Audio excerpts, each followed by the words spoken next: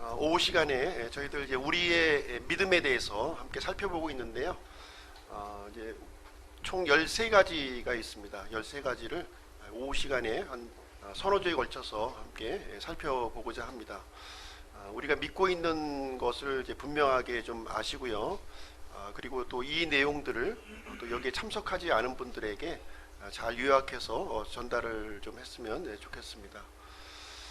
오늘 이제 두 번째 시간으로 하나님에 관한 믿음을 살펴보도록 하겠습니다. 시간 되면 세 번째 항목까지 이렇게 같이 진행하도록 하겠습니다. 같이 한번 읽어보시죠. 시작. 우리는 성경의 하나님이 유일하고 살아계신 참 하나님이심을 믿는다. 그분은 본질상 영원히 불변하고 무한한 권능과 지혜와 거룩함과 의와 경건과 진리를 갖추신 영으로서 만물을 창조하고 심판하시는 분이다. 우리는 이 하나님이 아버지와 아들과 성령님이라는 뚜렷이 구분된 세 인격체로 존재함을 믿는다. 이 세 인격체는 한 하나님이며 정확하게 동일한 본성과 속성과 영원성과 완전성을 지닌다. 하나님에 관련된 믿음 진술 이 내용으로 이제 함축이 되어 있고요. 자세하게 이 내용에 대해서 같이 살펴보도록 하겠습니다. 어리석은 사람이 있는데요. 어리석은 사람, 성경의 어리석은 사람의 정의를 시편 14편 1절에서 이렇게 얘기를 하고 있습니다. 어리석은 자가 마음속으로 이르기를 하나님은 없다 하였도다. 그래서 성경에서 어리석은 사람은 하나님을 없다고 하는 사람이 이제 어리석은 사람의 정의를 말씀해주고 있습니다. 우리가 살고 있는 이 세상에는요, 하나님의 존재를 이제 부인하는 사람들이 이제 많이 있는데요. 진화론자가 있고요. 뭐 소수의 인원이긴 하지만 젊은 층에서 이제 UFO 이제 신봉자가 있고요. 그다음에 유물론자, 다신론자, 범신론자, 불가지론자가 이제 존재하고 있습니다. 이 외에도 이제 많이 있겠지만 하나님의 존재를 이제 부인하는 사람들이고요. 이분들의 이제 공통점을 보면 대부분 이렇게 지식층이 되겠습니다. 대부분 많이 배운 사람들이 하나님의 존재를 이제 부인하고 있고요. 특별히 이제 진화론자는 두 신을 이제 섬기고 있는데요. 한 신은 우연이라고 하는 신이고요. 또 하나는 오랜 시간이라고 하는 신을 이제 섬기고 있습니다.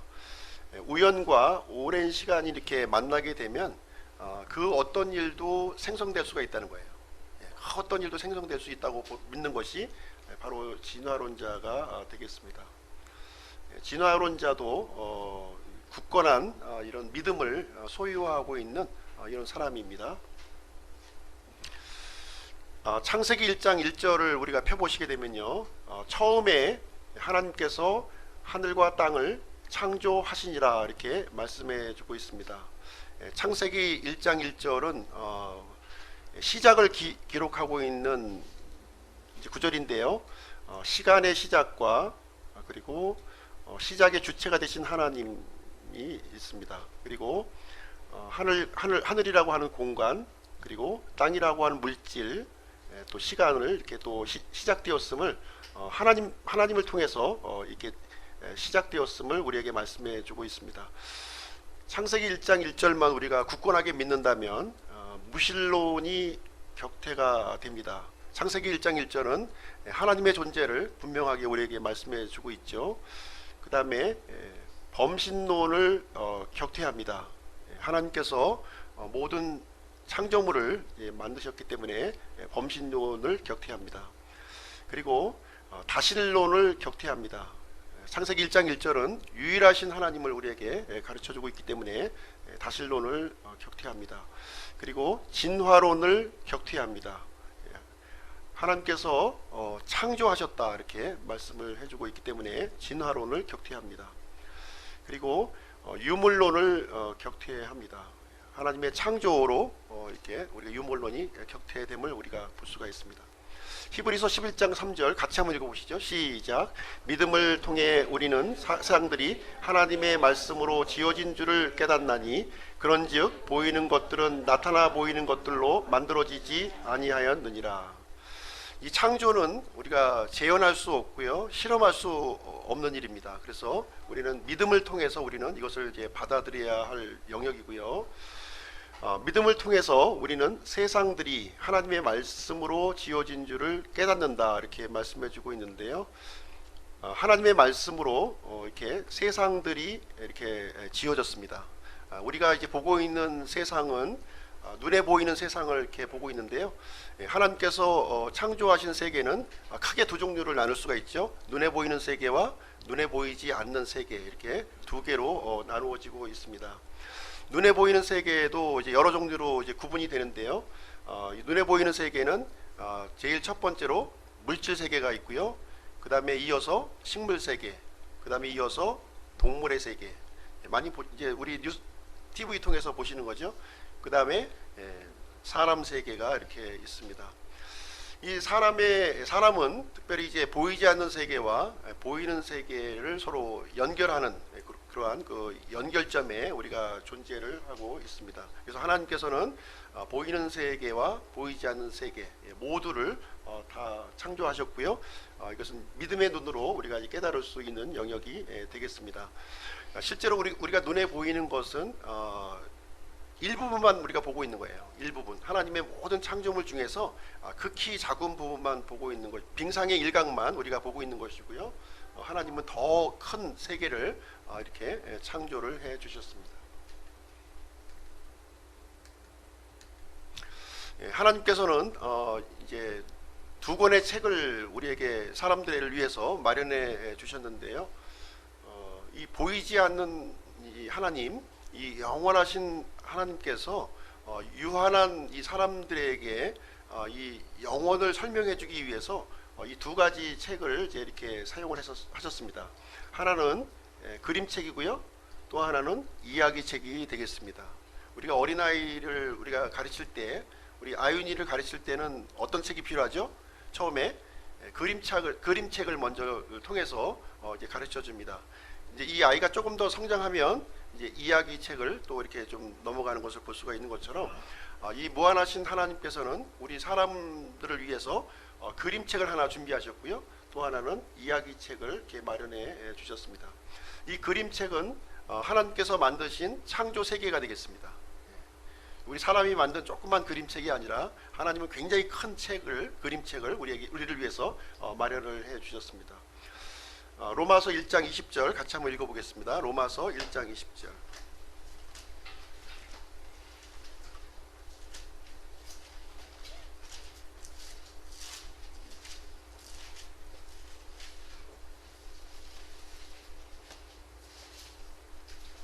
로마서 1장 20절 같이 한번 읽어보겠습니다. 시작.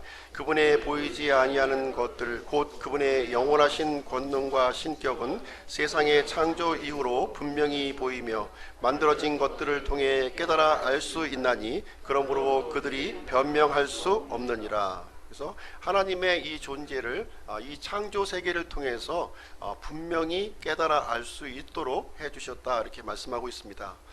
우리가 정상적인 그 눈으로 이 세상을 바라보게 되면 하나님의 그 만드신 분의 신격과 권능을 분명하게 발견할 수 있다는 것이고요. 어느 누구도 변명할 수 없다, 이렇게 말씀을 해주고 있습니다.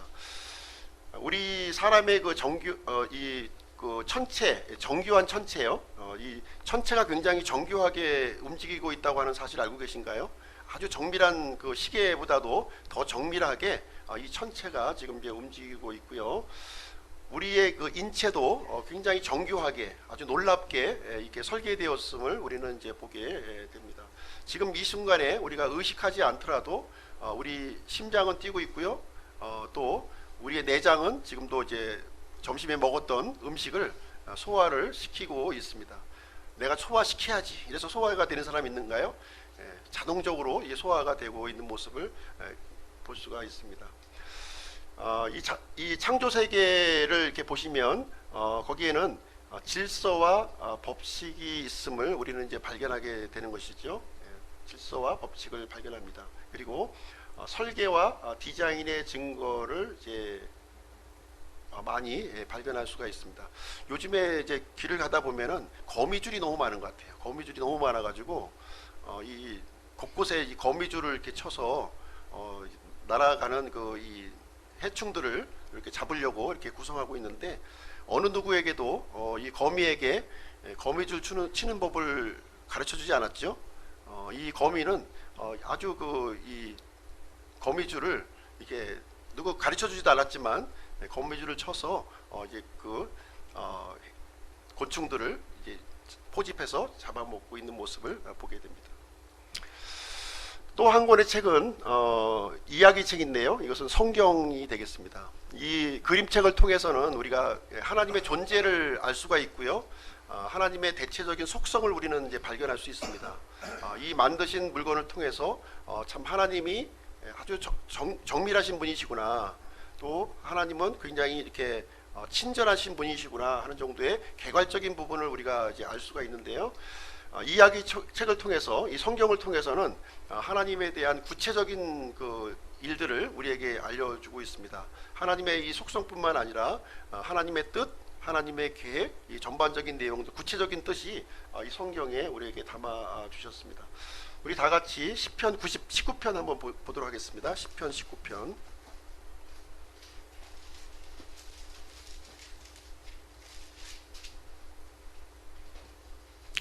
네, 7절부터 14절까지인데요. 한 절씩 교독하시도록 하겠습니다. 한 절씩. 7절부터 14절까지 한 절씩 교독하시겠습니다. 주의 율법은 완전하여 혼을 회심시키고 주의 증언은 확실하여 단순한 자를 지혜롭게 하며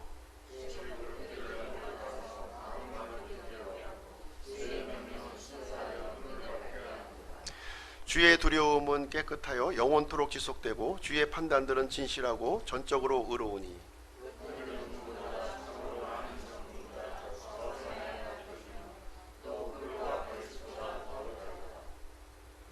주의 종이 또한 그것들로 경고를 받나니 그것들을 지킬 때에 큰 보상이 있나이다.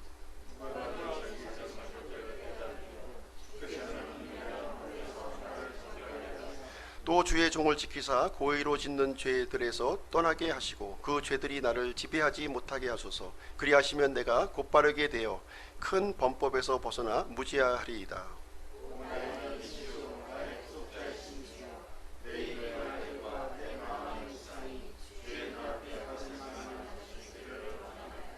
네. 시편 제 19편은 이제 다윗이 기록한 시편인데요. 1절부터 6절까지의 말씀은 이 창조 세계에 대한 부분을 이제 이렇게 기록하고 있고요.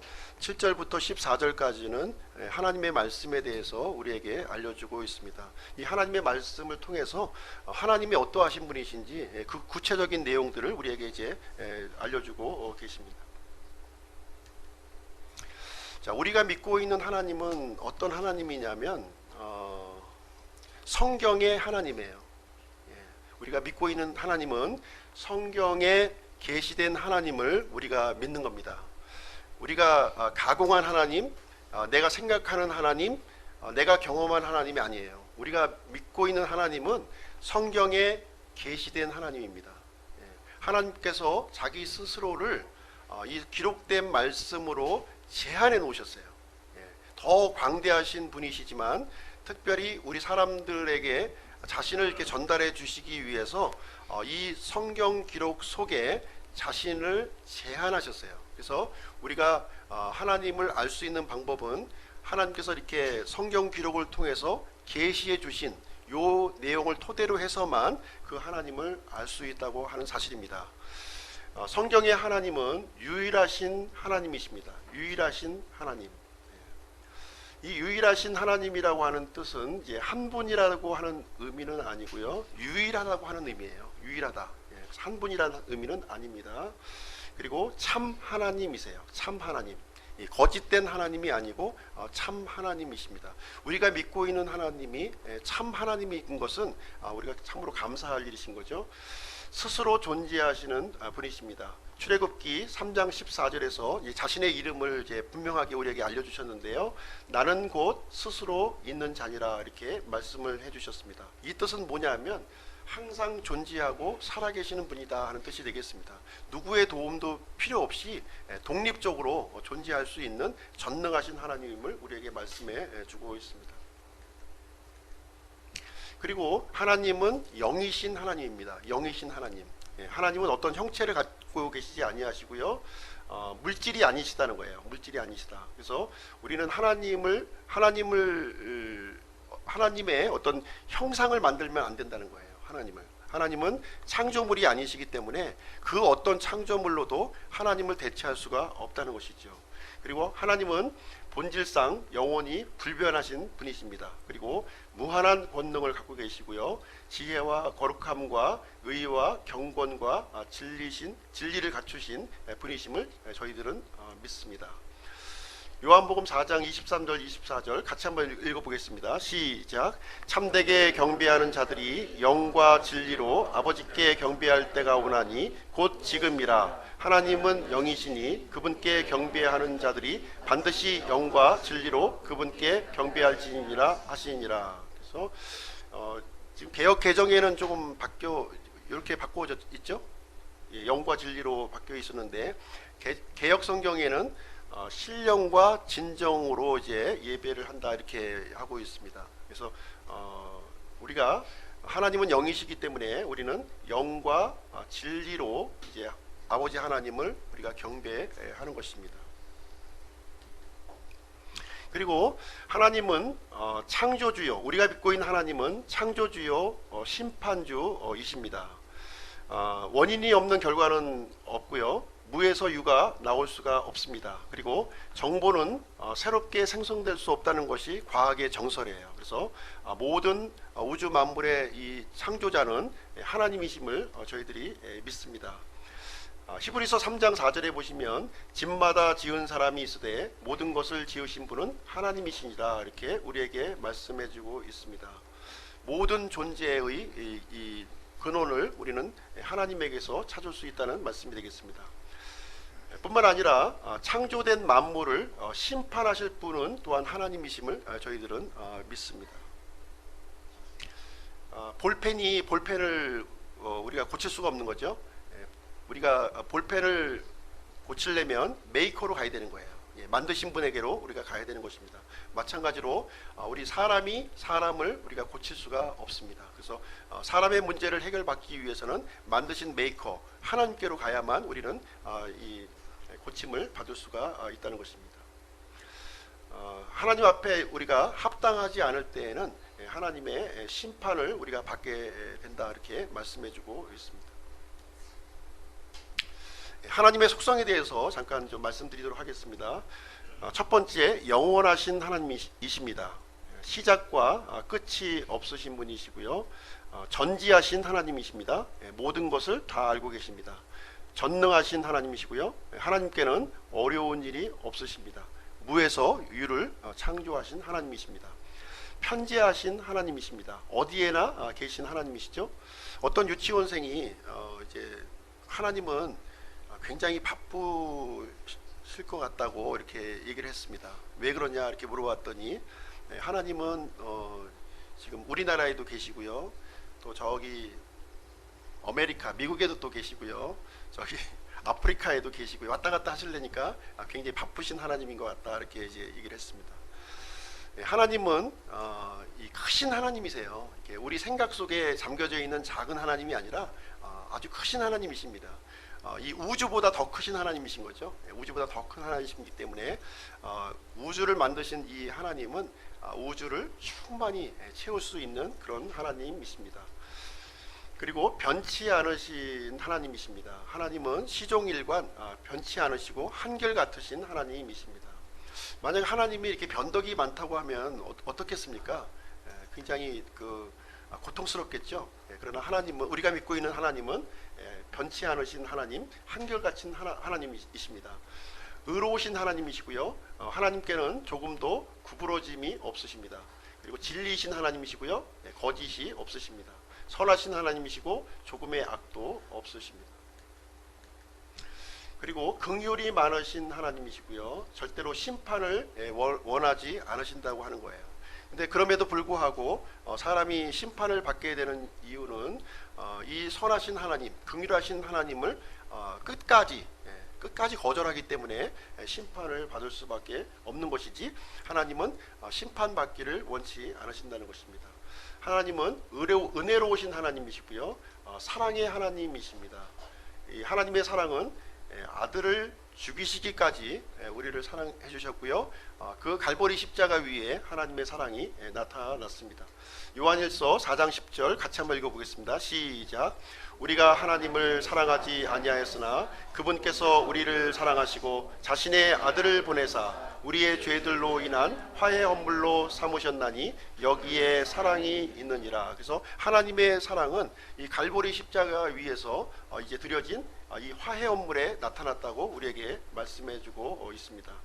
하나님은 거룩하신 하나님이세요. 거룩하신 하나님이신데요, 이것은 하나님의 속성 중에서 가장 기본적이고 가장 기초적인 속성이 되겠습니다. 가장 중요한 속성이에요. 이 거룩하심이, 이 거룩하신 속성 위에 다른 모든 하나님의 속성이 거기에 이제 받쳐지게 됩니다. 심지어 이 사랑의 속성도 이 거룩하심을 훼손하지 않으시면서 사랑하신다는 거예요. 이렇게 이해하시면 되겠습니다.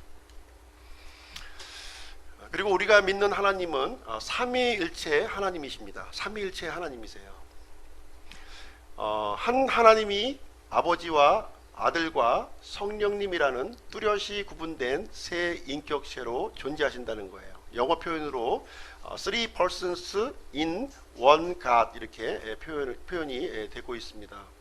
한 하나님 안에 세 분의 뚜렷이 구분된 인격체로 존재하신다는 의미가 되겠습니다. 이 세 분의 하나님은요, 처음부터 동등한 속성과 능력을 갖고 계시다는 거예요. 아버지 하나님이 아들 하나님보다 더 높은 게 아닙니다.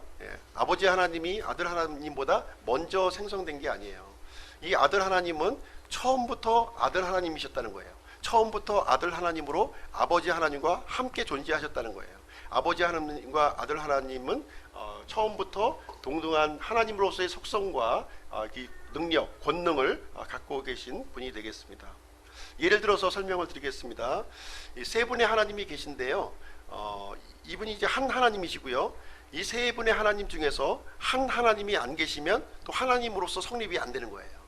그래서 인간의 어떤 이 지식과 지혜로는 설명할 수 없는 개념인데요, 예시적으로 그러니까 정확하게 일치되지는 않지만 예시적으로 설명을 드릴 수가 있겠습니다.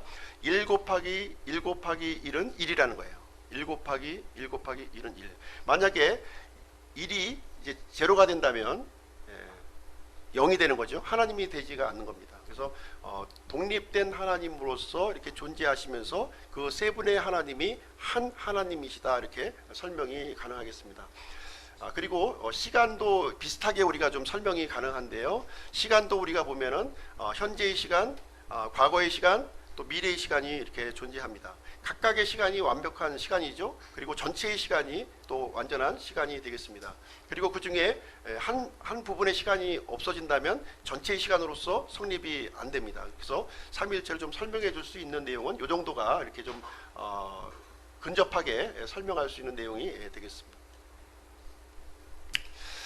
삼위일체에 대한 그 잘못된 견해가 있는데요, 첫 번째 견해는 삼신론이 되겠습니다. 삼신론. 각각의 세 하나님이 존재한다고 하는 이론이 되겠습니다. 이것은 이단적인 교리가 되겠습니다. 성경의 하나님은 이 한 하나님 안에 뚜렷이 구별된 세 분의 인격체로 이렇게 존재를 하시는 겁니다. 두 번째 잘못된 견해는 양태론이에요. 양태론.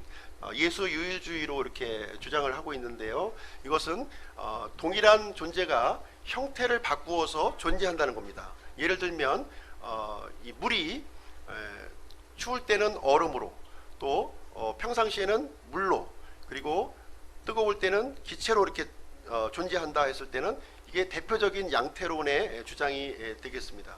또 어떤 주장이 있냐면 어떤 남자가 집에서는 아버지로, 또 회사에서는 사장님으로, 또 다른 그 친목 단체에서는 회장님으로 이렇게 존재한다는 거예요. 이것이 바로 대표적인 양태론의 이단적인 교리가 되겠습니다.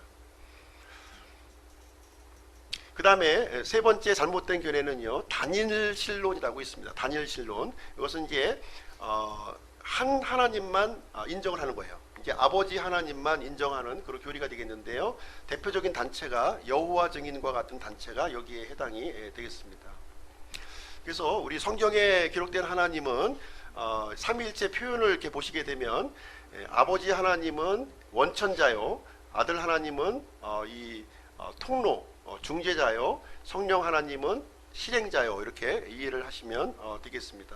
각각의 역할이 틀리다는 거예요. 뚜렷이 구별되어 있지만 한 하나님의 권능과 속성과 본성을 갖고 계시지만 각자의 어떤 공통된 역할도 있지만 각자의 역할이 또 이렇게 있음을 우리는 이제 발견하게 됩니다. 예를 들면은 창조 사역을 우리가 예를 들어 볼 수가 있는데요. 세 분의 하나님이 창조 사역에 다 관여를 하셨어요. 관여를 하셨는데 아버지 하나님은 계획하셨고 아들 하나님은 주관하셨고요. 성령 하나님은 실행하셨다. 이렇게 이해를 하시면 될 것 같습니다. 우리가 이제 건축 현장도 아마 요 비슷한 표현이 있는데요. 이 건설 현장도 이렇게 보시면 이제 뭐라고 그러나요? 원청자가 있죠. 원청자. 제일 원청자가 있고 그것을 또 이렇게 그 원청의 건축물을 받아서 이렇게 시행하시는 시행사가 있고요. 그 다음에 그것을 실질적으로 시공하는 그런 회사가 이렇게 있는 것을 우리는 존재하게 됩니다. 그런 식으로 좀 우리가 이해를 하셔도 될 것 같습니다. 구속사역의 경우에서도 세 분의 하나님이 다 관여를 하셨는데 아버지 하나님은 구속의 원천이 되시고요. 아들 하나님은 구속 사역을 이제 실제 행하셨고요. 성령 하나님께서는 믿는 자들에게 이 구속을 이렇게 부여하시는 역할을 이렇게 하시게 되는 것입니다. 이제 삼일체에 대한 그 성경적인 그 기록을 보시게 되면 이제 예수님께서 요르단강에서 침례 받으시는 장면을 우리가 생각해 볼 수가 있습니다. 아들 하나님, 예수님은 지금 요르단강에서 침례를 받으셨고요. 그리고 아버지 하나님은 하늘에서 음성으로 이렇게 말씀하셨고요. 그리고 성령 하나님은 비둘기와 같이 내려오시는 모습이 우리가 이제 기록이 되어 있습니다. 이 기록을 통해서 이 세 분의 하나님이 동일한 시각, 동일한 장소에서 각자 다른 모습으로 지금 나타나 있는 모습을 우리는 보게 됩니다. 하늘에 있던 아버지 하나님이 내려오셔서 요르단강에서 침례를 받으시고 이렇게 또 성령 비둘기로 내려오셨다가 이 요르단강에서 침례를 받으신 것이 아닙니다. 예수님의 그 십자가 사역도 우리가 생각해 보시게 되면 아버지 하나님은 하늘에 계셨고요.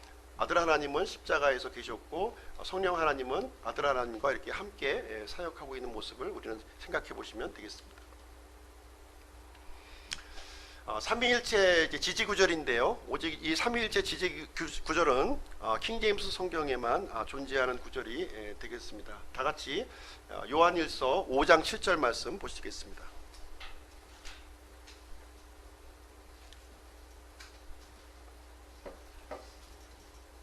앞에 이제 보시죠. 앞에 같이 한번 읽겠습니다. 시작. 하늘에 증언하는 세 분이 계시니 곧 아버지와 말씀과 성령님이시라. 또 이 세 분은 하나이시니라. 개역 성경에는 이 구절이 없습니다. 없는 것 같은가요? 이 구절이 없어요. 근데 개역 성경을 보시면 있는 것처럼 지금 이제 구성을 해놓았죠. 있는 것처럼 구성해 놨습니다. 예를 들면 개역 성경은 이 앞에 있는 6절을 나누어 가지고 6절, 7절로 이렇게 배열을 했고요. 그리고 이번에 새로 이제 개정된 개역 개정 성경은 8절을 나누어 가지고 7절, 8절을 이렇게 배열을 한 거예요. 실질적으로 요 킹제임스 성경에 있는 요 구절은 이 개역 성경이나 개역 개정 성경을 통해서는 찾을 수 없는 구절이 되겠습니다. 마치 있는 것처럼 이렇게 오히려 없음 해놨으면 좀 이렇게 정직했을 텐데 있는 것처럼 이렇게 기록이 되어 있습니다. 오직 이 요한복음 5장 7절, 요한일서 5장 7절, 이것만이 삼위일체 지지 구절이 있고요. 여호와 증인들이 이렇게 삼위일체를 지지하는 구절이 성경에 있느냐 이렇게 물어보면 개역 성경 아무리 뒤져보면 없는 거예요. 그러나 킹제임스 성경을 5장 7절을 이렇게 제시하시면 삼위일체 구절이 여기에 있는 것입니다. 아버지와 말씀과 성령님이 존재하시고요. 이 세 분은 하나이시니라 이렇게 말씀하고 있습니다. 이 말씀이 이제 우리 아들 하나님인 것은 우리가 다 알고 있는 내용이 되겠습니다. 이 세 분의 하나님은 우열이 없고요. 본질상 같은 하나님이십니다. 같은 하나님이세요. 같은 하나님이십니다. 아버지 하나님과 아들 하나님은 같은 하나님이십니다. 빌립보서 2장 6절에 보면 아들 하나님인 예수님께서 강탈로 여기지 아니하셨다 이렇게 기록이 되어 있습니다. 우리가 개역 성경으로 이제 이 구절을 읽었을 때 마치 아들 하나님이 아버지 하나님보다는 열등한 그런 존재인 것처럼 이렇게 기록이 되어 있습니다. 그러나 이 우리 흠정역 성경에는 분명하게 아버지 하나님과 동등한 분이시고 아버지 하나님과 동등한 것을 아들 하나님은 절대로 강탈로 여기지 아니하셨다 이렇게 우리에게 말씀을 해주고 있습니다. 히브리서 1장 3절에 보시면 아버지 하나님의 정확한 형상이 되신다 이렇게 말씀해 주고 있어요. 정확한 형상이라고 하는 것은 한치의 오차도 없이 정확하게 그 속성과 이 본성과 본질에 있어서 조금의 차이도 없는 정확하게 일치하는 분이라고 하는 사실을 우리에게 성경은 가르쳐 주고 있습니다. 이렇게 해서 이제 하나님에 대한 믿음 우리가 이제 마치고요. 이어서 예수 그리스도에 대한 믿음을 같이 살펴보도록 하겠습니다. 같이 한번 읽어보시죠. 시작. 우리는 하나님의 아들 예수 그리스도께서 이 세상에 들어오셔서 하나님을 사람들에게 밝히 드러내시고 예언을 성취하시며 잃어버린 사람들의 구원자가 되셨음을 믿는다. 예수 그리스도는 성령님으로 말미암아 기적에 의해 수태되어 처녀 마리아에게 태어나셨다. 또한 예수 그리스도는 완전한 하나님이요 완전한 사람이시다. 예수 그리스도께서는 잃어버린 영혼을 극진히 사랑하사 아버지의 뜻을 자원하여 받아들이셨고 자신을 거룩한 희생헌물로 드리셔서 자신의 피로 온 세상의 죄를 단번에 영원토록 제거하셨다. 그분은 죄에 대한 하나님의 공의의 심판을 홀로 짊어지심으로 온 세상의 모든 사람들을 위한 영원한 희생 헌물이 되셨다. 이 사실을 우리가 믿고 있는 것입니다. 간략한 우리 믿음 진술이 되겠습니다. 예수님의 이제 기원을 우리가 살펴보게 되면요, 일반적으로 우리 이제 역사적으로는 예수님이 2000년 전에 베들레헴에서 출생하신 것으로 이렇게 되어 있습니다. 그러나 성경에서 예수님의 기원은 이렇게 설명하고 있는데요. 영존하는 아버지로 이렇게 표현을 해주고 있습니다. 이사야서 9장 6절에 보시면 영존하는 아버지로 예수님의 호칭을 사용하고 있습니다. 좀 약간 이제 의아하다 좀 생각할 수가 있는데요. 아버지 하나님이 계신데 왜 아들 하나님한테 영존하시는 아버지라고 호칭을 이제 사용하였을까 하는 것입니다. 이것은 이제 아버지 하나님이라고 하는 의미를 얘기하고 있는 것은 아니고요. 예수님이 모든 만물의 아버지라고 하는 것은 이제 근원이 된다는 거예요.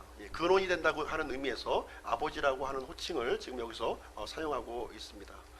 그리고 미가서 5장 2절에 보면 예수님을 영원부터 존재하시는 분으로 이제 존재의 기원을 우리에게 말씀을 해주고 있습니다.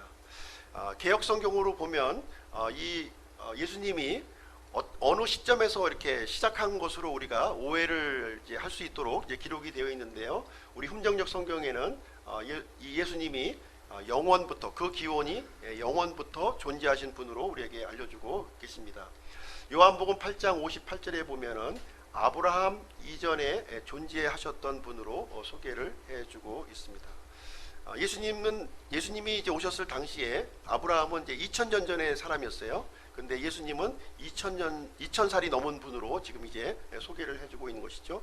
2000살이 넘었다는 것을 얘기해주고 있는 것이 아니라 지금 이제 하나님이라고 하는 사실을 지금 이 말씀을 통해서 알려주고 있는 내용이 되겠습니다.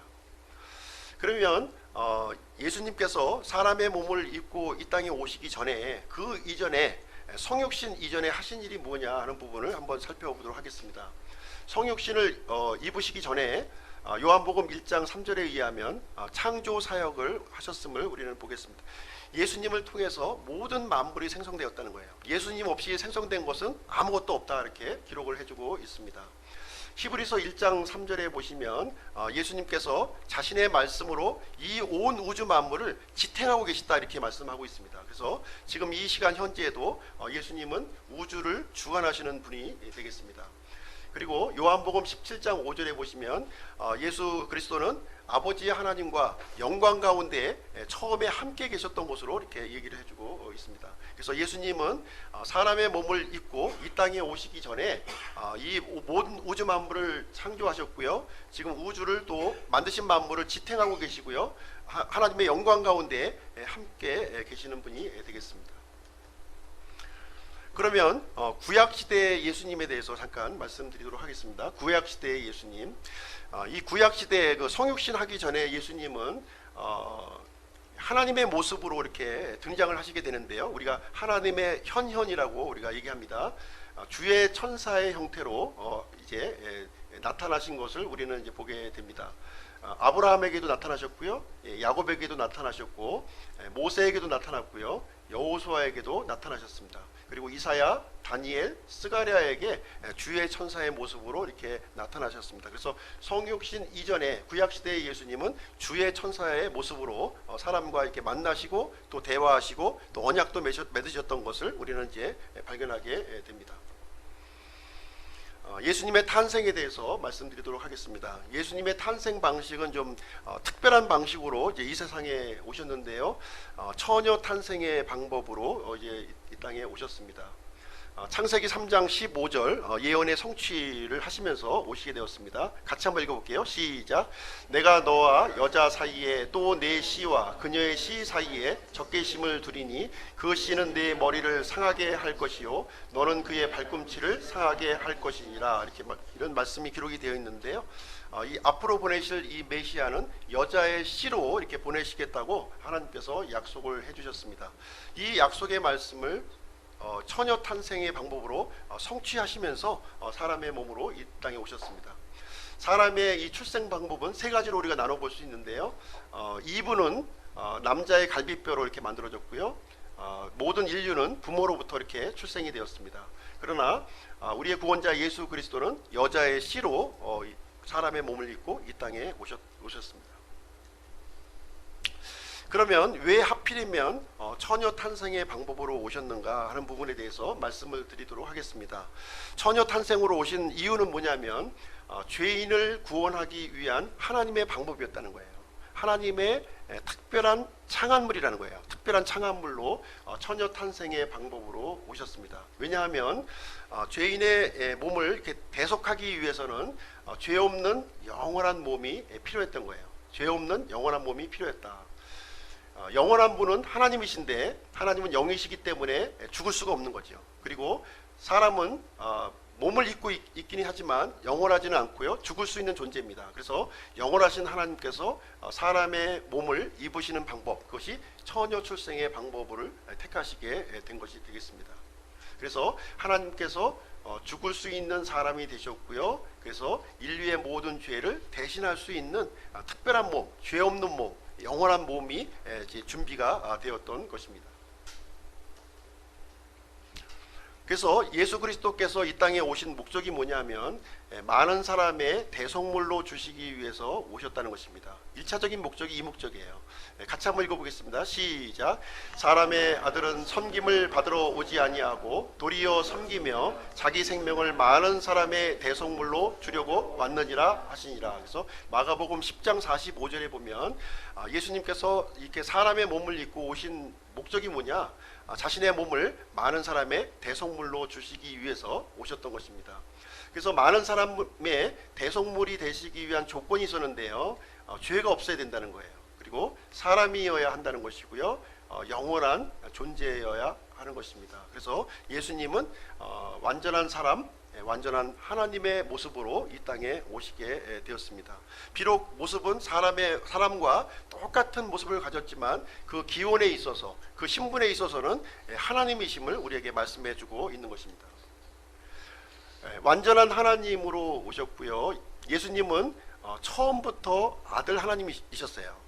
아버지 하나님이 낳으신 분이 아들 하나님이 아니에요. 처음부터 같은 하나님이셨고요.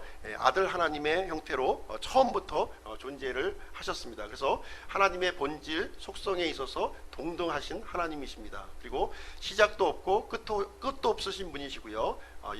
영원전부터 존재하신 분이 되겠습니다. 미가서 5장 2절 같이 한번 읽어보겠습니다. 시작. 그러나 너 베들레헴 에브라다야, 내가 유다의 수천 가운데 작을지라도 이스라엘에서 치리자가 될 자가 내게로 나아오리라. 그의 나아감은 옛적부터 있었으며 영원부터 있었느니라. 그래서 예수님의 이 기원은 영원이라는 거예요. 영원. 어떤 한 시점에서 출발하신 것이 아니라 영원 전부터 그 시작이다, 이렇게 말씀을 해주고 있습니다.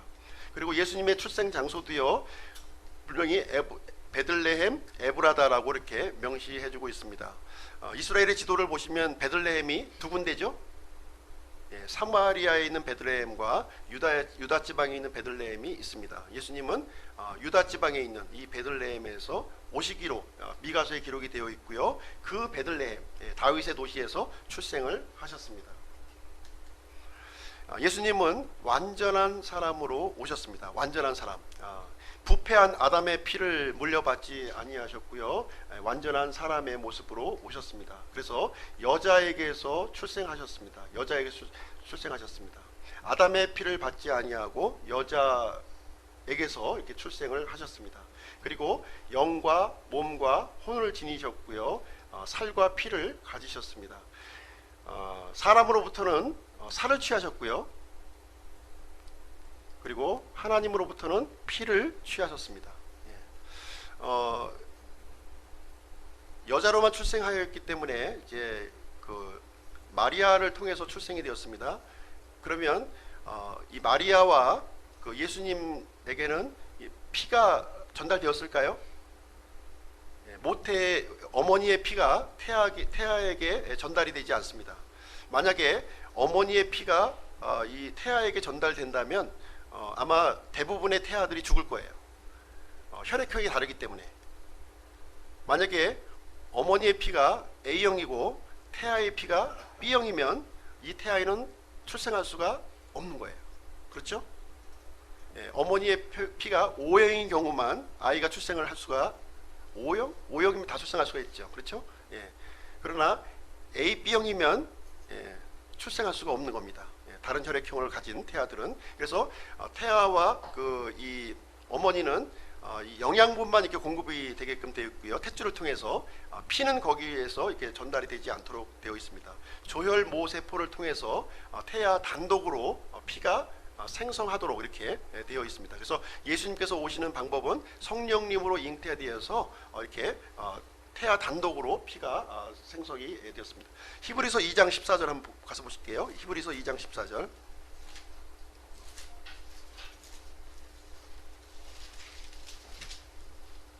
히브리서 2장 14절. 같이 한번 읽어보겠습니다. 시작. 그런즉 자녀들은 살과 피에 참여한 자들이므로 그분도 마찬가지로 같은 것의 일부를 취하였으니 이것은 그분께서 죽음을 통해 죽음의 권능을 가진 자 곧 마귀를 멸하시려고. 우리 사람들은 부모로부터 살과 피에 이제 참여를 하게 되죠. 그러나 예수님의 경우는 어떻게 했습니까? 마찬가지로 같은 것의 일부를 취하셨다, 이렇게 말씀하셨어요. 피를 취한 것이 아니라 살만 취해서 이 땅에 사람의 몸이 되셨다는 겁니다. 그러면 예수님의 피는 이 아담의 부패한 피도 아니요, 또 마리아의 부패한 피도 받지 않으시고 출생을 하시게 된 거예요. 예수님은 하나님의 피를 이제 받았다, 이렇게 말씀하고 있는데요. 그 구절도 한번 보겠습니다. 사도행전 20장으로 한번 가서 보시죠.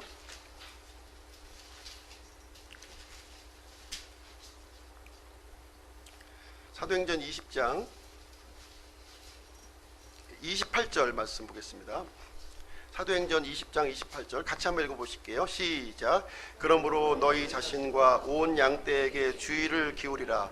성령님께서 너희를 그들의 감독자로 삼으사 하나님의 교회 곧 그분에서 자신의 피로 사신 교회를 먹이게 하셨느니라. 교회를 누구의 피로 사셨다고요? 자신의 피. 자신의 피는 누구의 피입니까? 하나님의 피예요. 자신이 하나님이시죠. 하나님의 교회, 하나님 자신의 피로 사셨다 이렇게 말씀하고 있습니다. 그래서 예수 그리스도의 피는 하나님의 피예요. 하나님의 피. 이해하시죠? 안 되시는 분 있나요? 열심히 설명했는데. 그리고 예수님은 성장하는 과정을 이제 겪으셨어요. 사람이 태어나서 모태에서 태어나서 성장하는 모든 과정을 겪으시면서 성장을 하셨습니다. 배고픔과 갈증과 피곤을 느끼셨고요. 시험도 받으셨고요. 또 감정을 또 가지셨습니다. 하나님이 사람의 몸이 되셨다고 해서 슈퍼맨으로 오신 게 아니에요. 배고프지도 않고 아프지도 않고 십자가에서 못 박혀도 전혀 고통을 느끼지 못하는 그런 분으로 오신 게 아니라는 겁니다. 우리 사람과 아주 동일한 그 고통을 그대로 받으시는 그 사람으로 오셨다고 하는 사실입니다. 피를 흘리셨고요. 또 죽으시고 묻히시는 모든 과정을 다 겪으셨습니다. 사람과 이제 예수 그리스도께서 다른 점이 있다면 예수 그리스도는 죄가 없으시다는 거예요. 하나님이시라는 것만 차이점이 있는 것이지 동일한 사람의 모습을 또 동일한 모든 경험을 예수 그리스도께서는 다 하셨다는 것입니다. 예수님은 잃어버린 사람들의 구원자가 되셨습니다. 구원자로서의 갖춰야 될 그 자격을 다 갖추셨다는 거예요. 다 갖추셨습니다. 첫사람 아담과 이브는 불순종의 죄를 지었고요. 그 결과 거룩하신 하나님과 분리되었습니다. 죄의 삭은 사망이므로 죄의 대가로 죽게 되었습니다. 육체의 죽음이 왔고요. 영원한 죽음의 형벌이 이제 맞게 되었습니다. 사람 스스로 이제 하나님의 공의를 만족시킬 수 없는 그런 상태에 이르렀습니다. 이때에 예수 그리스도께서 사람의 몸으로 오셔서 사람을 대신해서 죄와 저주가 되어 주셨습니다. 하나님의 진노가 예수 그리스도에게 내려졌고요. 하나님의 공의가 만족되어졌습니다. 그래서 우리는 예수 그리스도를 믿음으로 말미암아 이제 거룩하신 하나님과 회복하는 그 길, 이 생명의 길을 예수님께서 열어주시게 되었습니다. 그 이유는 뭐냐면 예수님께서 이제 우리 사람들을 대신해서 죄와 저주가 되어 주셨다는 것입니다. 이것 때문에 생명의 길이, 우리가 죄사함의 길이 열려지게 되었습니다. 예수 그리스도의 그 삼중 직무에 대해서 잠깐 말씀드리도록 하겠습니다. 이 그리스도라고 하는 뜻은 히브리어로 메시아라고 하는 뜻입니다. 메시아라고 하는 단어입니다. 이 메시아라고 하는 단어는 기름 부음 받은 자라고 하는 뜻이에요. 기름 부음 받은 자. 구약 성경에서 보시면 기름 부음을 받는 직분이 있는데요. 세 가지 직분이 있습니다. 하나는 왕이고요. 두 번째는 제사장, 그리고 세 번째는 대언자. 이렇게 세 그룹에 대해서 기름을 부으게 되었습니다. 그래서 예수 그리스도는 기름 부음 받은 자로서 이제 삼중 직무를 이제 수행하시게 됩니다. 대언자의 직무를 수행하시게 되는데요. 대언자의 직무, 예수님께서는 사람의 몸을 입고 이 땅에 오셔서 대언자의 직무를 감당하셨어요. 3년 반의 공생의 기간 동안 대언자의 직무, 과거의 일, 현재의 일, 미래의 일에 대한 하나님의 말씀을 증거해 주셨습니다. 그리고 자신의 몸을 희생물로 이렇게 드려 주셨어요. 그리고 제사장의 직무를 이제 수행하게 되는데요. 제사장의 직무는 지금 하나님의 왕좌 우편에서 하시고 있는 일이 되겠습니다. 변호자의 직무, 중재자의 직무, 중보자의 직무를 지금 이제 수행하시고 있는 모습입니다. 그리고 왕의 직무를 이제 수행하게 되는데요. 이것은 이제 예수님께서 이제 지상 재림하실 때 이 땅에 메시아 왕국을 세우시게 됩니다. 문자적으로 지금 이제 저 중동에 있는 팔레스타인 땅에 이 메시아 왕국을 세우시겠다고 이렇게 말씀하셨고, 그것이 문자적으로 이루어짐을 저희들은 믿습니다. 그래서 예수 그리스도의 삼중 직무는 대언자의 직무, 과거, 그리고 제사장의 직무, 현재, 이 왕의 직무, 미래에 이루어질 것을 저희들은 믿고 있는 것입니다.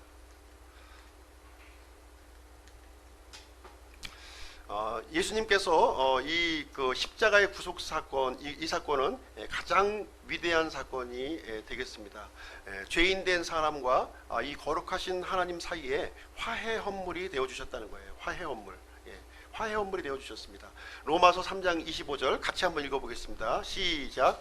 그분을 하나님께서 그분의 피를 믿는 믿음을 통한 화해 헌물로 제시하셨으니 이것은 하나님께서 참으심을 통해 과거의 죄들을 사면하심으로써 자신의 의를 밝히 드러내려 하심이요, 이렇게 기록하고 있습니다. 아담의 범죄로 말미암아 아담의 불순종으로 말미암아 아담의 이 죄가 모든 인류에게 전가가 되었어요. 이렇게. 그래서 모든 인류가 이 죄인이 되었습니다. 그러나 예수 그리스도께서 화해 헌물이 되어 주셨어요. 이 하나님께 순종하심으로 말미암아 이제 의를 얻게 되어 주셨고요. 그 의를 믿는 사람들에게 이렇게 전가를 해주시게 되었습니다. 그래서 예수님을 믿음으로 말미암아 우리가 하나님 앞에 의롭게 되는 길이 예수 그리스도의 화해 헌물을 통해서 이루어졌다, 이렇게 말씀해주고 있는 것이 되겠습니다.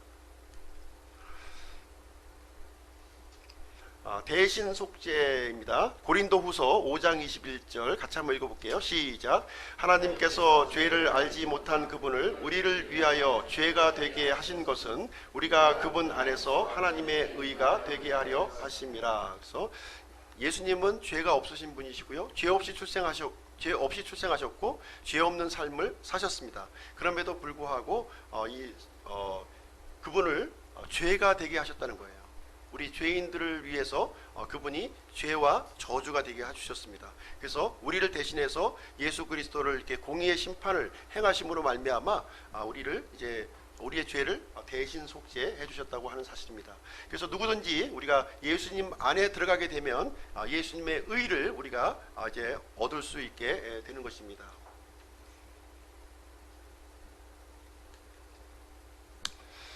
예수님께서 십자가에서 이제 7가지 말씀을 해주셨는데요.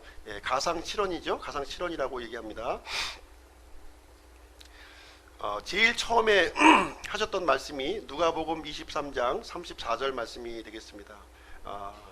아버지여 저들을 용서하여 주옵소서. 저들은 자기들이 하는 일을 알지 못하나이다, 이렇게 말씀하셨습니다. 처음에 십자가에 못 박혔을 때 예수님은 하나님과의 관계에서 아버지라고 이렇게 부르는 장면이 여기에 기록이 되어 있습니다. 마지막 말씀을 보시게 되면 누가복음 23장 46절 말씀입니다. 마지막으로 운명하시기 전에 이제 마지막으로 하셨던 말씀인데요. 이때 아버지여 내 영을 아버지의 손에 맡기나이다, 이렇게 말씀을 해주셨습니다. 그런데 예수님께서 이제 중간에 하셨던 말씀이 바로 마태복음 27장 48절 말씀이 되겠습니다. 나의 하나님이여 나의 하나님이여 어찌하여 나를 버리셨나이까, 이렇게 기록을 하고 있습니다. 예수님의 첫 번째 말씀과 마지막 말씀은 하나님과 아버지의 관계로서 이렇게 하나님께 아뢰는 내용의 기도가 여기에 포함되어 있고요. 마태복음 27장에 있는 말씀은 이제 아버지의 관계가 아니라 죄인과 하나님과의 관계에서 지금 이제 하나님께 드리는 말씀이 되겠습니다. 이 말씀은요, 하나님께서 예수님을 향해서 이제 하나님은 이 예수님을 아들로 보는 것이 아니라 이제 죄로 보고 있는 거예요. 죄로 보고 있고 저주로 보고 있고 거기에 심판을 행하시고 있는 것입니다. 예수님 자신도 이제 아버지가 아니라 하나님으로서, 공의의 하나님으로서 지금 대하는 모습을 우리는 보게 되는 것입니다. 예수님은 우리를 위해서 이러한 부르짖음을 해주셨다는 거예요. 나의 하나님이여 나의 하나님이여 어찌하여 나를 버리셨나이까 하는 고백을 했습니다. 이 내용을 통해서 어떤 분들은 예수님이 하나님을 원망했다, 하나님을 저주했다, 또 이렇게 또 이것을 말씀하시는 분이 있습니다. 이 내용은 이 예수님의 이 반어법적인 표현으로 우리가 받아들이는 게 더 좋을 것 같습니다. 나의 하나님이여 나의 하나님이여 어찌하여 나를 버리셨나이까. 하나님과 그 예수님의 관계는 누구보다도 친밀한 관계예요. 근데 예수님이 죄와 저주가 되면서 이제 하나님과의 관계, 친밀했던 관계가 끊어진 거예요. 하나님 나와의 이 친밀한 관계를 끊으실 정도로 저들을 사랑하셨나이까, 이토록 사랑하셨나이까 하는 이런 표현이 되겠습니다. 이 하나님의 이 사랑에 대한 표현이지 하나님을 원망하고 이렇게 저주하는 그런 표현이 아닌 것입니다. 예수 그리스도께서는 죽으셨을 뿐만 아니라 부활하셨습니다. 죄와 사망의 권능을 이기셨고요. 하나님의 아들의 영광을 나타내 주셨습니다. 그리고 모든 믿는 자들에게 죽음 이후에 부활의 약속을 주셨습니다. 구원의 대장이 되어 주셨어요. 요한복음 11장 25절 26절 같이 한번 읽어보시겠습니다. 시작. 예수님께서 그녀에게 이르시되 나는 부활이요 생명이니 나를 믿는 자는 죽어도 살겠고 누구든지 살아서 믿는 자는 결코 죽지 아니하리라. 네가 믿느냐 하시니. 자, 나는 부활이요 생명이다 이렇게 말씀하고 있습니다. 나를 믿는 자는 죽어도 살겠고, 이 말씀 무슨 얘기인가요? 나를 믿고 육체의 죽음을 맞이하는 사람은 부활한다는 거예요. 다시 산다는 얘기를 해주고 있습니다. 누구든지 살아서 나를 믿는 자는 결코 죽지 아니하리라. 이것은 육체의 죽음을 얘기하는 것이 아니라 영적인 생명, 영원한 생명을 우리에게 하시는 말씀이 되겠습니다. 그래서 이 마르다에게 지금 이제 답변하시는 내용이 되겠고요. 이것을 내가 믿느냐 이렇게 질문하시는 장면이 되겠습니다. 그리고 예수님은 부활하셨을 뿐만 아니라 이렇게 승천하셨습니다. 부활 후에 40일간 이렇게 지상에 머무셨고요. 많은 믿는 형제들에게 자신의 부활한 모습을 이렇게 친히 보여주셨습니다. 그리고 올리브산에서 이렇게 승천하셨고요. 이 올라가심을 본 그대로 이 올리브산에 다시 지상 강림하실 것을 저희들은 믿고 있습니다. 지금 현재 하나님의 황자라고 되어 있는데 왕자입니다. 왕자. 하나님의 왕좌 우편에 지금 앉아 계시고요. 우리를 위해서 중보하시고 처소를 예비하고 계시고요. 영광 중에 다시 오실 분을 우리가 믿습니다. 자, 그리스도의 재림도 두 단계로 우리가 진행됨을 믿습니다. 두 단계로 진행이 됩니다. 공중 강림과 지상 강림 두 단계로 진행이 되는데요. 공중 강림 때 우리는 교회가 휴거한다고 믿습니다. 우리 교회는 환란 시대를 통과하지 않아요. 그래서 우리는 전천년설을 우리가 믿는 것입니다. 그리고 7년의 대환란 이후에 예수님께서 지상 강림을 하시게 됩니다. 공중 강림은 은밀하게 이렇게 이루어지고요. 이 지상 강림은 공개적으로 이렇게 진행이 됩니다. 이 올라가셨던 그 장소 올리브산에 그대로 강림하시는 것을 저희들은 믿습니다. 그 이후에 이제 양민족과 염소민족의 이런 심판이 이루어지고요. 천년 왕국 통치가 이루어지게 됩니다. 우리 사도행전 3장 가서 한번 읽어보시도록 하겠습니다. 사도행전 3장.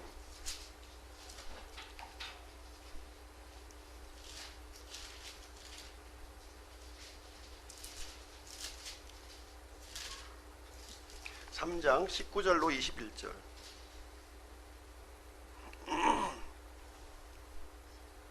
(3장) 19절로 21절.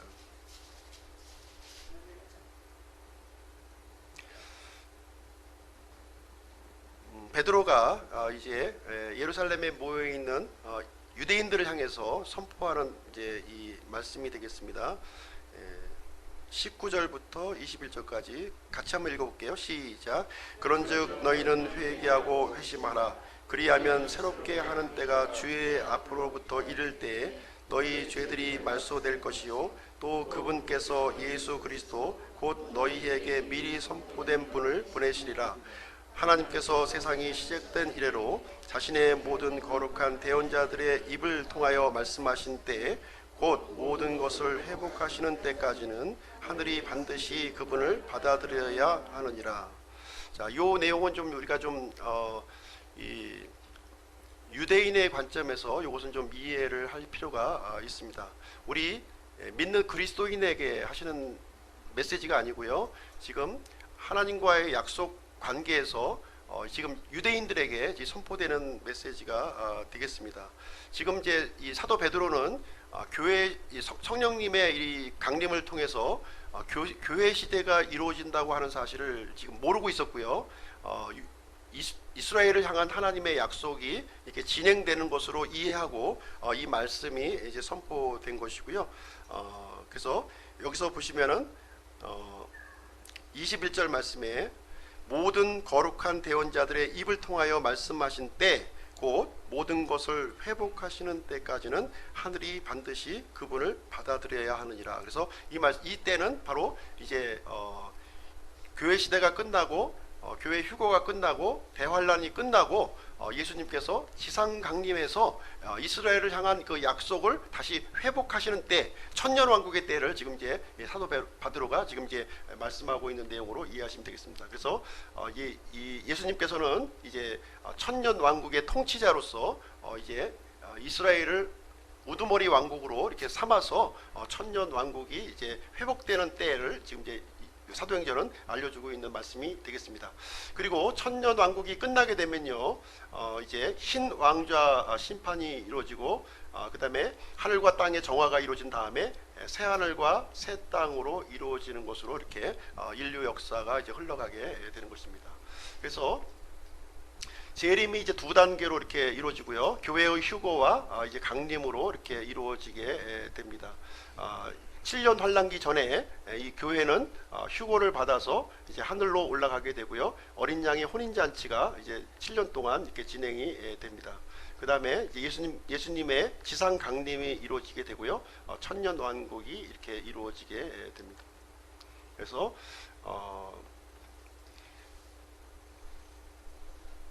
이스라엘을 향한 그 약속이 이제 성취가 되는 거죠. 이제 야곱에게 보여주셨던 이 하늘의 왕국, 이것이 이제 성취가 됩니다. 천년 왕국이 성취가 되고요, 그 다음에 땅의 정화가 이루어지고 새 하늘과 새 땅이 이렇게 열려지는 것으로 지금 이제 인류의 마지막을 이제 기록을 해주고 있습니다. 그래서 이 모든 것들을 지배하시고 주관하시고 통치하시는 분이 바로 예수 그리스도시다 하는 것을 우리에게 말씀해 주고 있습니다. 단순히 예수 그리스도를 2000년 전에 오신 사람으로 이해해서는 우리가 구원받지 못해요. 이 예수 그리스도는 영원부터 존재하셨던 분이고 영원 후까지 이렇게 모든 일들을 지배 주관하시고 통치하시는 분이 바로 예수 그리스도라고 하는 것입니다. 그래서 모든 만물의 생사 여탈권을 가지신 분이 바로 예수 그리스도이세요. 그래서 그분의 뜻을 우리가 구하고 그분께 받아들여지는 것이 매우 중요한 것이고요, 또 그분에 의해서 또 쓰임 받는 것 또한 대단히 영광스럽고 복된 일임을 우리에게 알려주고 있는 것입니다. 그래서 오늘 이 시간에는 하나님에 관한 믿음, 그리고 예수 그리스도에 관한 믿음 2번과 이 상황을 진행을 했습니다.